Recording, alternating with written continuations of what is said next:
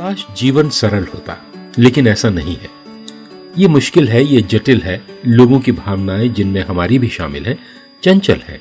हमें अक्सर मुश्किल परिस्थितियों का सामना करना पड़ता है। जी हाँ, जीवन कुछ भी हो, लेकिन सरल नहीं है। मैं हूं क्रिस्टोफर सिंह और आज के ताजा कार्यक्रम में एक बार फिर आपका स्वागत है। आखिरी बार ऐसा कब हुआ था जब आप किसी कठिन परिस्थिति का सामना कर रहे थे और उस पर कोई घिसी पिटी प्रतिक्रिया, कुछ घिसी पिटी बातें कहकर किसी ने आपको नाराज किया हो या आपको ठेस पहुंचाई हो? उससे आपको कैसा अनुभव हुआ?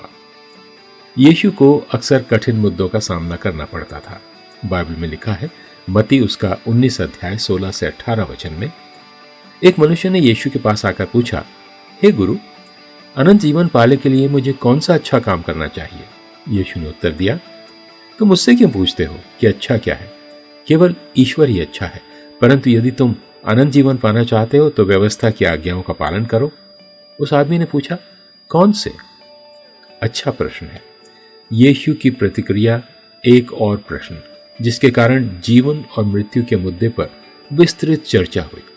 वास्तव में मुझे बताया गया है कि उनके जीवन के 4 सुसमाचार वृतांतों मत्ती, मरकुस, लूका और यूहन्ना में उन्होंने 187 प्रश्न पूछे हैं। वो उनमें से 8 का उत्तर देता है।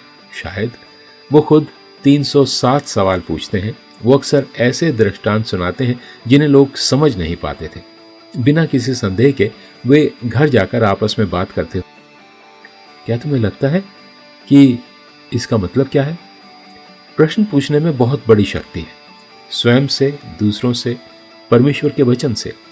ये एक ऐसी आदत है जो कल्पना को खोल देती है, जो विचारों को उत्तेजित करता है, जो एक चर्चा को आमंत्रित करता है।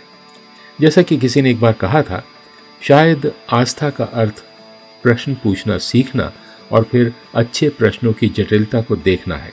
यदि आप ईश्वर से अधिक प्रश्न पूछें, यदि आप बैठें और उनके वचन के कारण उन पर विचार करें, तो आपका जीवन कैसे बदल सकता है?